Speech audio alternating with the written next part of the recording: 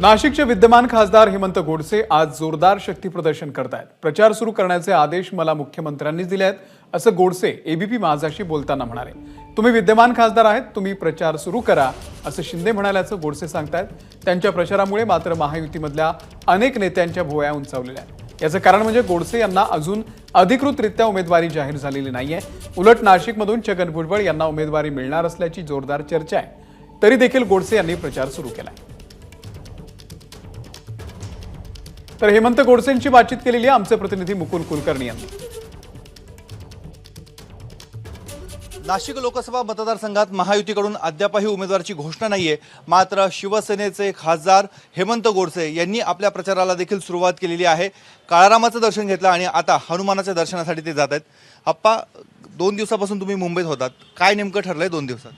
2 दिवसामध्ये आम्ही सर्वांनीच त्या ठिकाणी मुख्यमंत्री महोदयांची भेट घेतली, त्यानंतर डॉक्टर श्रीकांत शिंदेची त्या ठिकाणी भेट घेतली आणि त्यांनी सांगितलं की तुम्ही विद्यमान खासदार आहात, तुमचा प्रचार तुम्ही चालू ठेवा आणि लवकरच 2-3 दिवसामध्ये अधिकृत घोषणा त्या ठिकाणी होणार आहे। पण राष्ट्रवादी काँग्रेसकडनं खूप जोर लावला जातोय, छगन भुजबळ यांचं नाव खूप आघाडीवर आहे। मला असं वाटतं का ही जागा मुळात शिवसेनेची, विद्यमान खासदार म्हणून आपण गेले 10 वर्षापासून या ठिकाणी काम करतो आणि काम करत असताना आपण सातत्यानं विकास कामं, जनसंपर्क, आपण कुठलाही पक्षपात, कुठलाही जातीवाद केलेला नाही आणि म्हणून अनेक लोकांची, सर्वसामान्य माणसाची भावना आहे की या ठिकाणी शिवसेनेने जागा ही मागून घ्यावी आणि या ठिकाणी हेमंत गोडसेंनीच उमेदवारी करावी।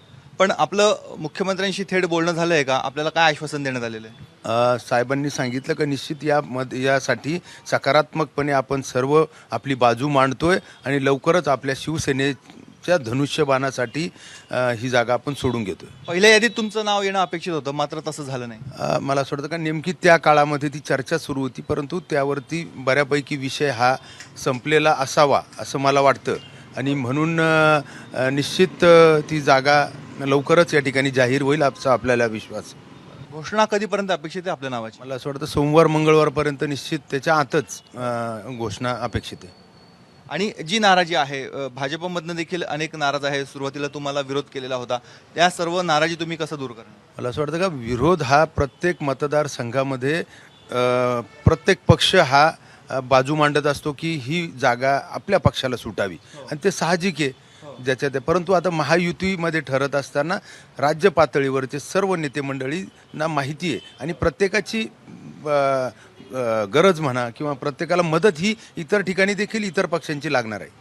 हे आहेत नाशिकचे विद्यमान खासदार हेमंत गोडसे आणि पुन्हा एकदा निवडणुकीसाठी ते तयार झालेले आहेत। त्यांचं म्हणणं आहे की आज प्रचाराला सुरुवात होत आहे, देवाचं दर्शन घेऊन प्रचार सुरू करणार आहेत, मात्र इथून पुढच्या काळामध्ये प्रचार साहित्याचं वाटप आणि जो रस्त्यावरचा प्रचार आहे त्याला देखील सुरुवात करणार आहेत। कॅमेरामन किरण कडारेसह मुकुल कुलकर्णी, एबीपी माझा, नाशिक। एबीपी माझा, उघडा डोळे बघा नीट।